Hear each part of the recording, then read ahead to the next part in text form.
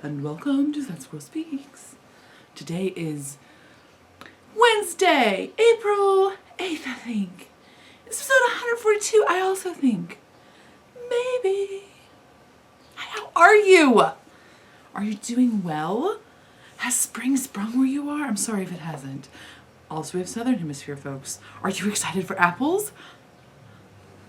Thanks to one person who I follow on Instagram, who I apologize, I can't remember off the top of my head. I'm now hooked into a Southern Hemisphere apple feed.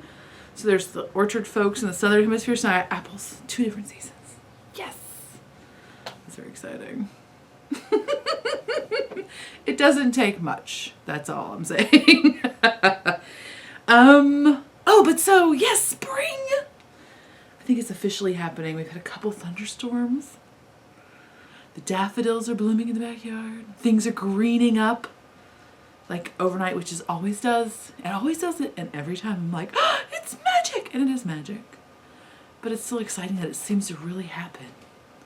One rainstorm is all it takes. And then suddenly, pow! Everything is alive and happy. Very awesome. Wouldn't it be nice if your life was like that? I guess it could be. But you know what I mean? Like, it's just like, I know it. Hey. I'm sorry, I don't know what that was about. It's not just the one thunderstorm. It's the process leading up to it, but still, it'd be nice to see that pow change on things you would like to have changed in your life. Sorry, that was a deep moment for a second. I will move on. Shenanigans today. Are there? No, I think there's just general walking about. Okay, every dog in my neighborhood is going, and I have no idea what's going on. My dog, who does not bark very often at all, is like, what's going on? Every cur down the street is going crazy. What's happening? I don't know what's going on. Anyway, moving on. You don't care, right? But shenanigans. Yeah, there's not been a ton going on. It's been kind of low key, just enjoying the warming weather. My mom is very cute. My mom's like, well, did you guys go camping yet? I'm like,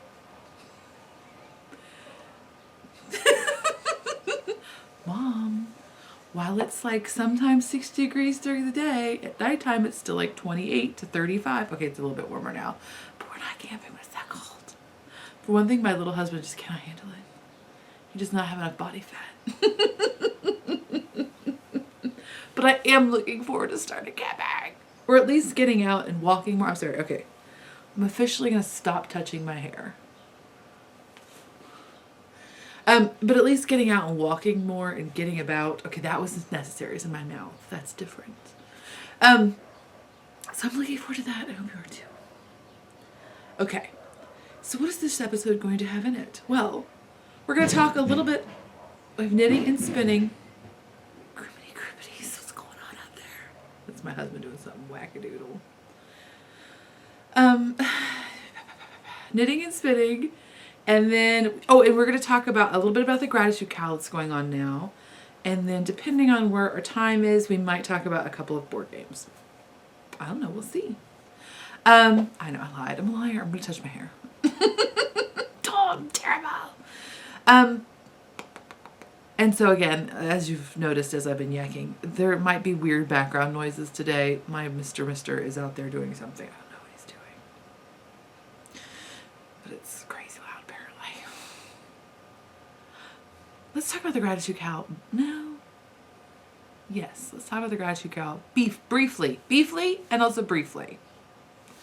So this year the gratitude cal is going to run April and May. So if you want to do prizes, you'll need to start an object on or after April 1st and finish that project before June 1st.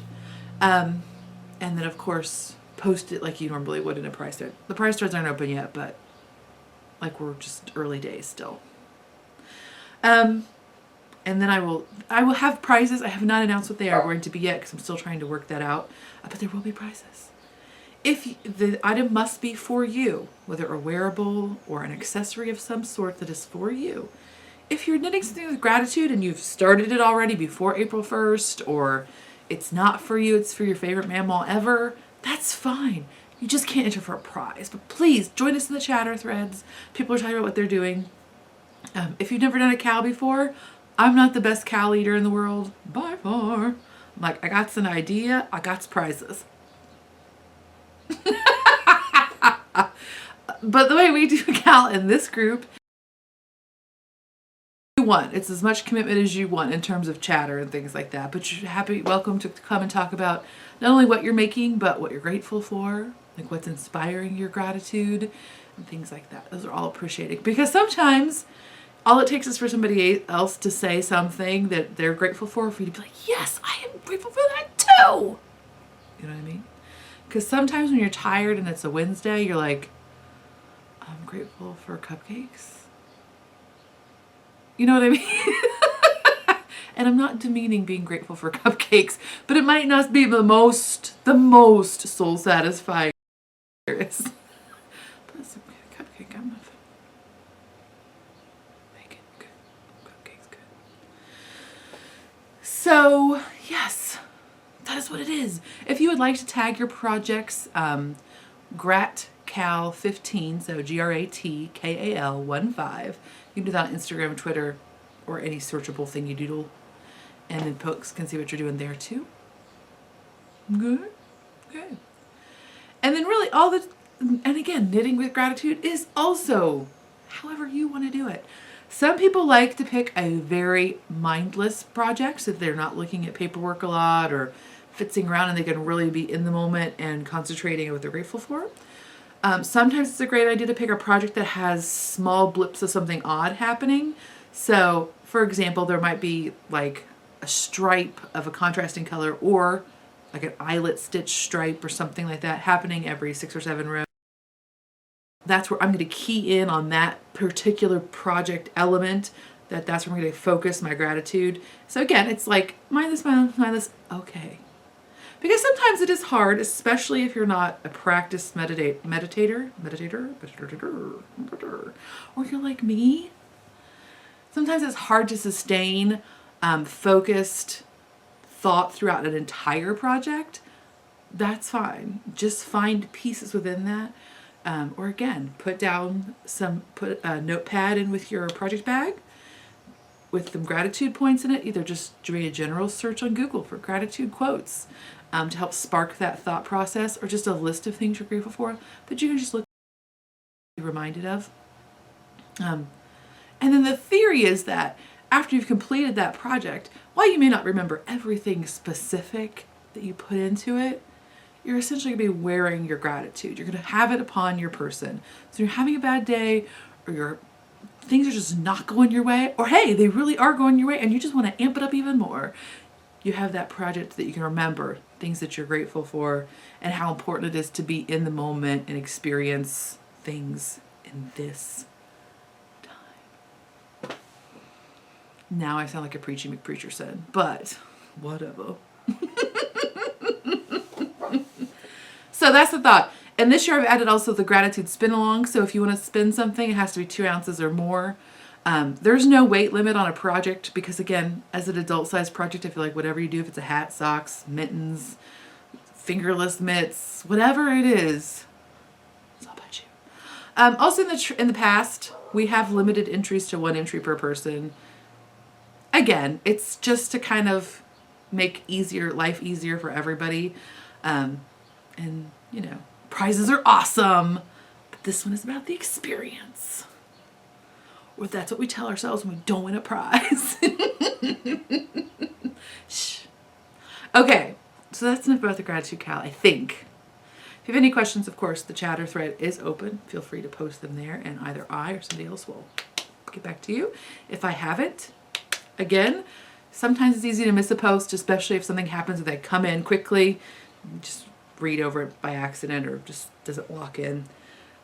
So yeah, there's that. Okay, so let's talk about what I'm knitting and spinning. First of all, I do have a finished spinning object. This is a set of nestlets by Nest Fiber Studio. So those are like her kind of grab bag. What I understand are like her end of, probably mixtures of club ends and things like that, odds and ends, but she puts them together in a color family that she thinks will work. And I spun those up. And I think mine, I can't remember exactly. I think it was like 7.5 ounces or something like that. I could be completely off. It might be more than that, simply because my scale's been being really weird lately. Like, I often have mismatched bobbins, even if I weigh out, because I'm not the most attentive spinner in the world. Hello. But this one was like wildly mismatched. It was obviously a weight mismatch in addition to whatever consistency issues I might or might not have had. So I think there's something going on with the scale. But I think it's something like 7.5, 8 ounces. In that ballpark. And this, again, it's just wool and silk because it's all bits and bobs. And I believe I got something like, 520 yards. So I would think it would be like a DK-ish. And it's very fun and squishy. It's just a 2-ply. Did I say that? I can't remember. And the way I did this, again, is a total grab bag. I just did it randomly. I split the thing in half, not paying any attention to colors. And I spun each bit without splitting it or anything like that. So it's a piece of full thickness of roving. Just whatever happened, happened. The only thing I did do is if I had like big chunks and little chunks, I tried to kind of alternate them. Just ish. But I'm very pleased with it. I'm excited to make a shawl or a cowl or something with it. It is not my typical colors at all. I usually don't knit or spin with like roses or mauves, but I still enjoyed it. It was a great spring spin because it also has, if you can see in there, a little bit of fun green. And it's just all over the place and it's very enjoyable. Ta-da! So there's that. Then I have a finished knitting object, which does not look so great, but it was really fun to make anyway. I finished some plain old Afterthought heel socks. Oh, good. It looks better from a distance on a camera. So I finished these guys. And this is Regia 6-ply.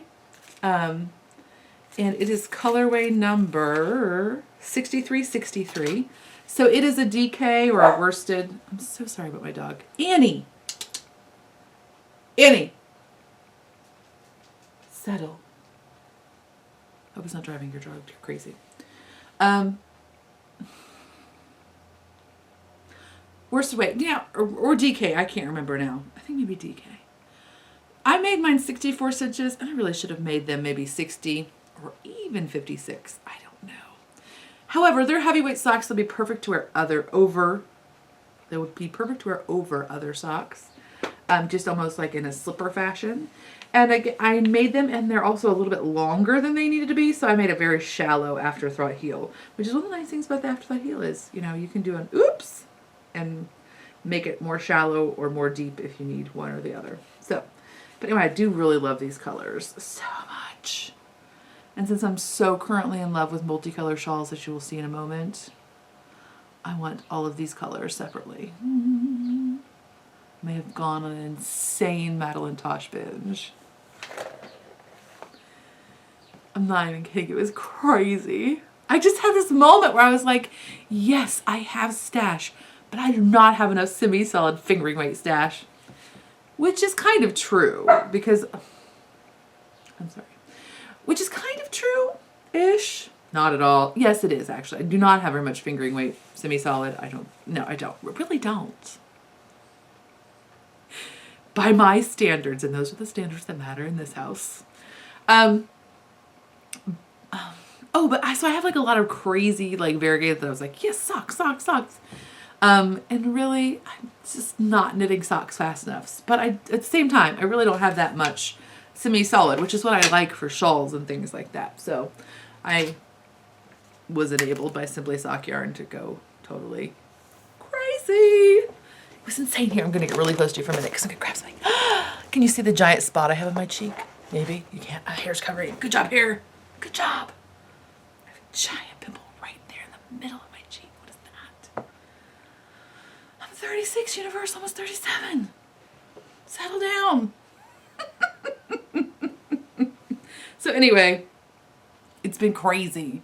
I have been insane. And I'm like so thinking, like, oh, why can I not buy, like, oh, I'm going to make this, and these are the colors I would like.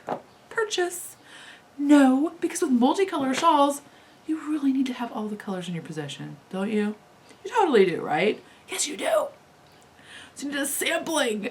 It's like those disgusting dreams where you're like, I'm going to buy every single color of Quince & Company Finch. Every single one! I'm just going to have my own color card with a full skein. It's going to be awesome. It's crazy.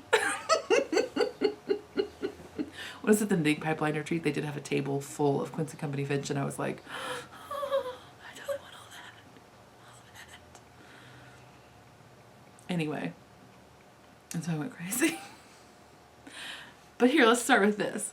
This, I think I told you about last time. I think I did, but I didn't show you anything because I hadn't started it yet. This is Stephen West's Samen, S-A-M-E-N. And I am knitting it from Stash. High five me, right? Also with yarn I purchased from Sickly Sock Yarn when I was actually there in Persione. And I think, okay.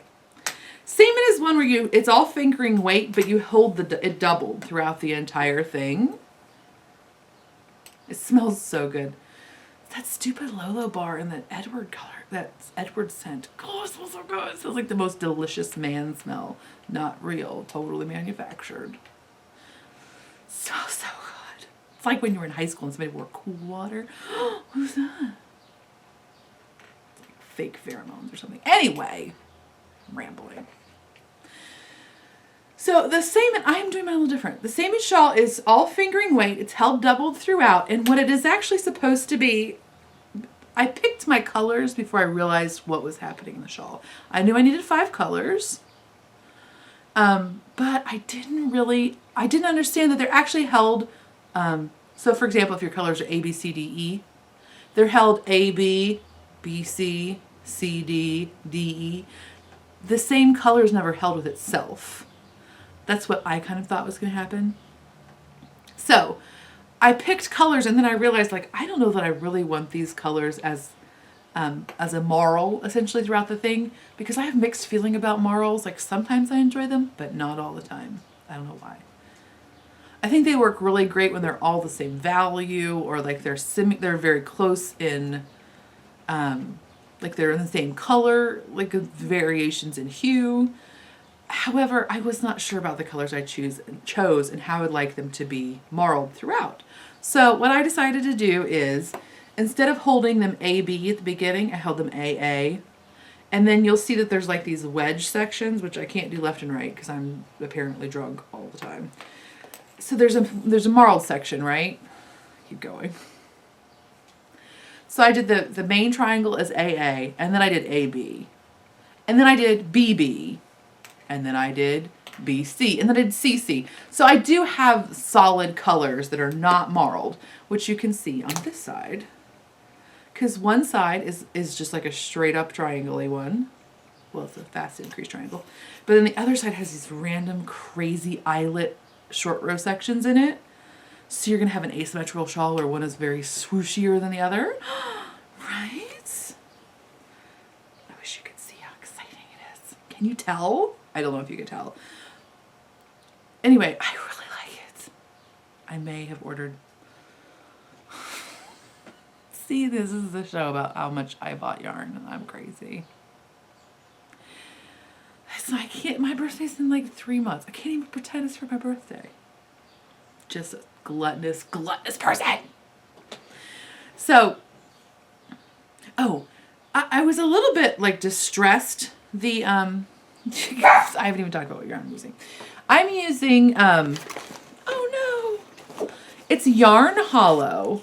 Actually, I'm using different ones, but Yarn Hollow in the Biddy. And then that is my red, the kind of like funky greenish. And then the next color is navy. So it's this color and this color. And then the navy that I've started, you can see on the wedges over here. I bought this at Simply Sock Yarn when I went to go see Yarn Harlot. Very exciting. And it's Yarn Hollow Biddy, and it's 100% superwash merino. It's 490 yards. And I don't know all the colorways. One is bronze, and apparently that's the only tag I have.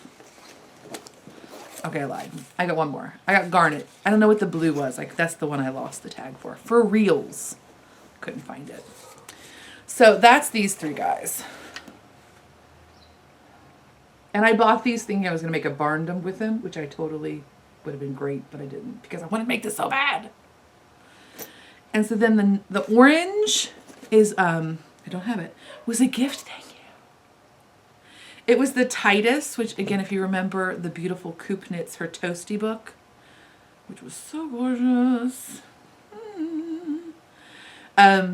Was all knit, was all in that, and it's like a merino. No, it's not a merino. It's a British wool alpaca blend, and it was very fun. And then my last color is going to be Quince & Company in the Storm colorway. This is what I got from at the Knitting Pipeline Retreat as my goodie bag. So, yeah. So here are the problems with what I'm doing. I still like it. But here are the problems, okay? I think that this is better. I think his sample might have been like Madeline Tosh Light or even a lace weight of something else. I think it would be perfect because my Yarn Hollow is superwash merino and it's like a tightly plied, which I don't think you can tell from there. But it's very tightly plied and it kind of has more body than I really wanted it to versus maybe I wanted it to be a little bit drapier. Could I have knitted it at looser tension? Yes, I could have, but this shawl is already going to be gigantic and I didn't want it to be bonkers. Now, that said, I think also once I wash it, since these are such dark colors, I think they're going to release some dye and soften up a little bit. But I do think this would be, I think if I was going to choose yarn for it again, which I may already have, then another one. I would choose something that has a softer ply structure or is a single. Just again, to make it a little bit drapier. But I still think it's pretty. And I like it. And I'm about to start the blue section. Oh, the other issue that I'm probably going to have with this setup is I'm probably going to run out of my last colors. As you can imagine, if you're alternating the colors more consistently throughout, like it helps, like obviously this red I've not used very much of, correct? Correct. Now, as it's written, I should still hit the red on the bottom stripe because there are 6 solid stripes and I only have 5 colors. However, it's still, again, without doing the alternating throughout, it skews your yarn usage. For example, with the Titus, now the Titus is a shorter skein. I think it was like 390 yards or something like that. You don't have to crawl, honey. My husband is attempting to sneak through the living room. I think it was like 390 yards, and I did run out. I mean, I like this much left at the end, so I was very tense. And I'm assuming I'm going to run out of the gray. However, it's easy enough with a gray to sub in something else that's close, so I'm hoping it'll be okay. We'll see. So those are my issues with what I'm doing and how I'm doing it incorrectly. Other than that, I really like it. So yay! I really, ooh, it's so pretty. And of course, I decided to knit this because Becca, who is Wool Pierogi, who does beautiful bats, had hers on at the Knitting Pipeline Retreat, and it was gorgeous. So this is part of my gratitude knitting. And what I'm trying to do is on my eyelets. So really the majority of it, I'm just mindless TV knitting. But then on my eyelet short row sections, each eyelet, I'm really trying to be very conscious in that moment of what I'm doing. And of course, then it's just generally cast in a positive light. Plus, you know, again, it's got knitting pipeline memories. It's got field trip to Simply Sock Yarn memories. And it's got gifts from friends memories. Malia gave me this. This is so good when you have too many stitches on. Woo! So all the good things.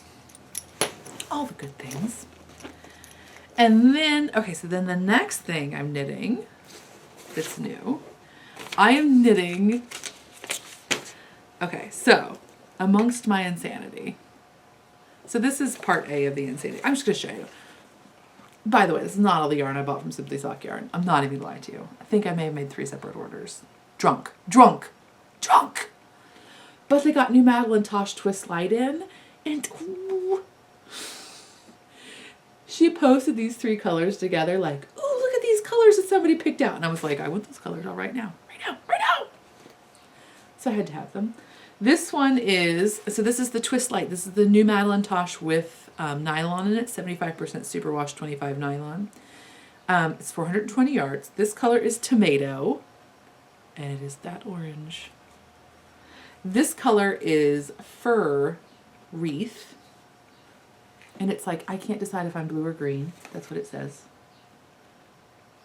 It has color identity issues.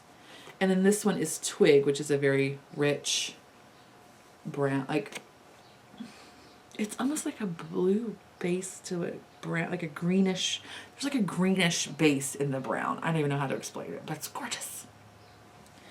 So these are going to be a color craving, I think. I'm almost positive.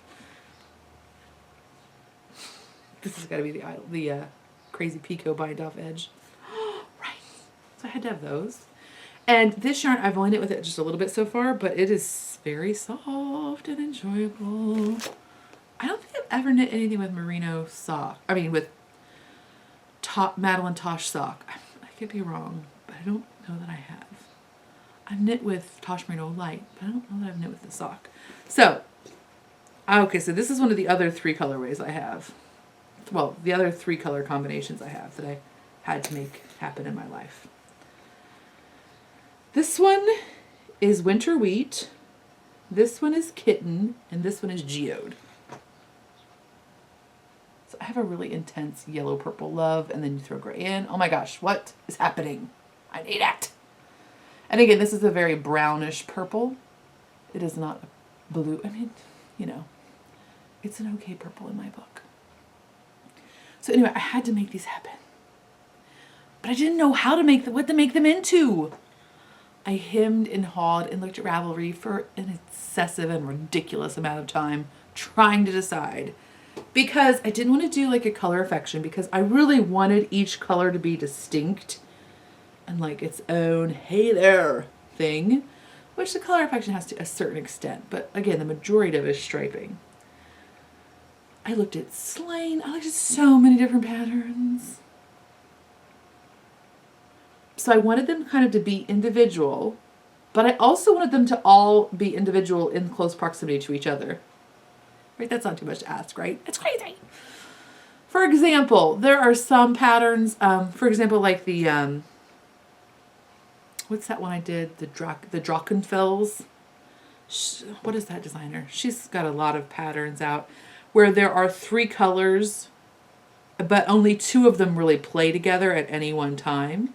And so it has the great color blocking that I wanted, but I really wanted all 3. I couldn't make the 3 colors not live together.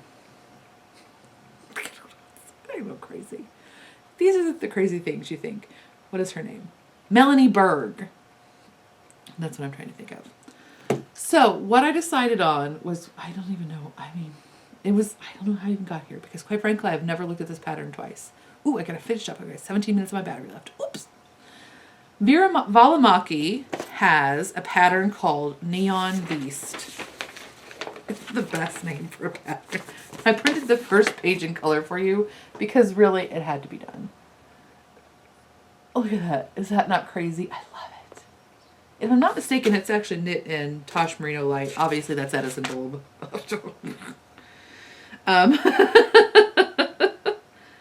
Tosh Merino Light, yes. However, so originally I was like, oh, and so the other thing is I didn't want the shape. Like, I did not want the shape of the super narrow, like the color affection shape. I wanted it to be deeper, just because I did. I'm a big lady, and I feel like it's too much. It's like, I'm going to make that, which is color craving. That's like a scarfy kind of thing. I didn't want to make 2 scarfy things back to back. I wanted a more substantial depth.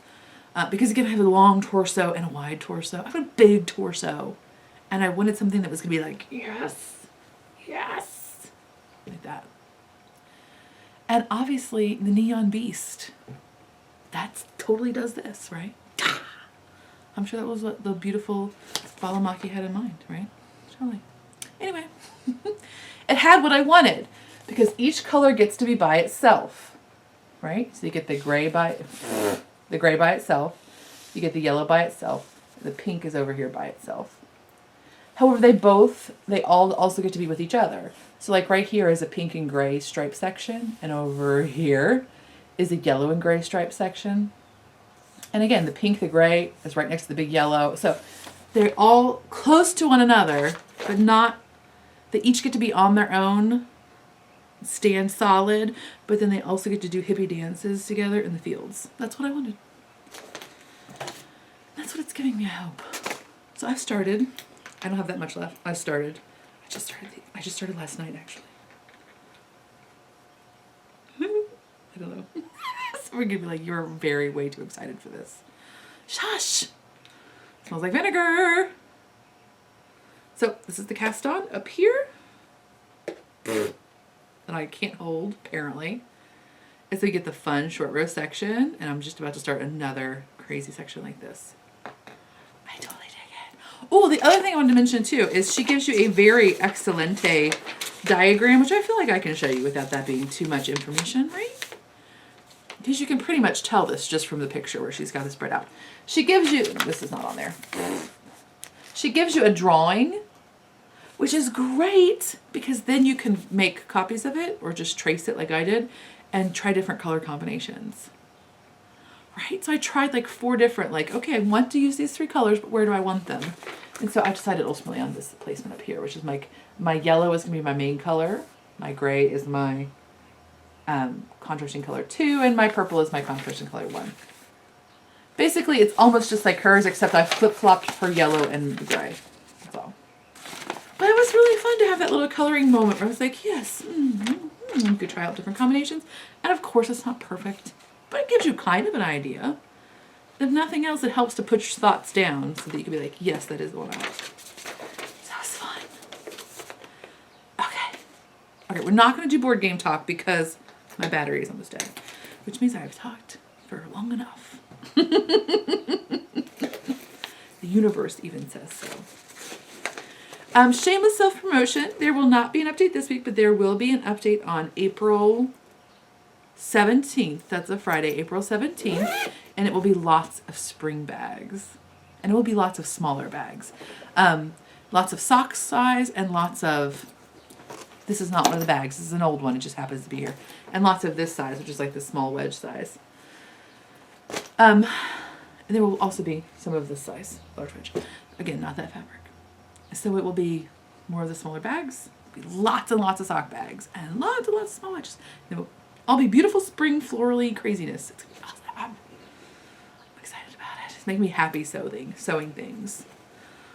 Like some of the fabric is raspberry, and then I got to use a lime green zipper. Let me just discuss. That's a happy day. Happy day. Okay, just really briefly, let's talk about games. If you're not interested, that is fine. This is not a podcast about games. It's a podcast about knitting and spinning and any other ridiculous things I want to talk about, which is why I'm talking about games. Sorry, I just shook you. We just recently got off of spring break, so we had a 2-week break, and the Tova Grace and I have played some games, and I just thought I would talk briefly about them. They're ones I've not talked to you about. So the first one I'm going to talk about is a game called Patchwork, and it is a 2-player game. It's very enjoyable. I believe it's $22.50 on Cool Stuff, or like Amazon has it for $30 or something like that. But by the time you have shipping, if you don't buy the Cool Stuff Inc. has a minimum shipping where you can get, a minimum order where you can get you get free shipping. It's a lot of time. But anyway, I thought I would talk about it because it's Patchwork. It's crafty related. It is a 2-player game, which is excelente for us. I'm trying to see what the ages are. Oh, now, come on, tell us. It's by U. Rosenberg. And I don't see where it tells me what ages you're supposed to be. Mayfair Games. But I don't see the age restrictions. Oh, well. Tova Grace is 8, and she enjoys it But I would say maybe younger than 8 would be, I mean, you could definitely play it when you were younger than 8, but you have to give them a good handicap. Because what it is a puzzle game. You're each working on your individual quilts. And you get these like awesome Tetris-y sized Tetris style pieces. And you have to try to fit them together on your board. And there's an element where you're like choosing your pieces and you have to pay for them with buttons. Right. Come on, the theme is awesome. But what you're trying to do is cover your whole board. Right? Okay, that makes sense. You want to complete your patchwork quilt. And at the end, you get points taken off for any empty spaces you have. So like right there. Oh no, I got an empty space. That's -2 points. Oh no. Plus all these are -2 too. Oh my gosh, right? And you get positive for each button that you have in your little money store. So it's challenging. It's challenging. It's very challenging. But enjoyable. And again, it's an easy one to give a handicap for. Like with us, Tova, if she's an empty space, she only gets 1 point off. If I have an empty space, I get 2. You could keep ratcheting that up. Like you could give the kids 2 buttons instead of 1 for each, time they get buttons, or, give them a discounted something or other. And then this is your, like you put your little markers on here and move around according to speed and things like that. Anyway, it's very enjoyable. Again, it's got Tetris and patchwork. Come on, I'm in. High quality pieces. It's very pleasant to look at. Enjoyable. Enjoyable. Like I could play this with an adult for sure. Okay, and then the last one. I can't tell if I'm still recording. I think I am. Okay, last one quickly. Battle Sheep. So fun. It's like advanced checkers, but with sheep. Right? That's all I need to say. Plus these pieces are made of like Bakelite or something, and they make the same noise like the Bananagrams pieces make, which makes it infinitely more enjoyable to me. I just could click these together all day long. But anyway, I won't talk much about that because I'm out of time. But Battle Sheep is fun. If you're interested, check it out. And that is all. Haha, box part. I will talk next time.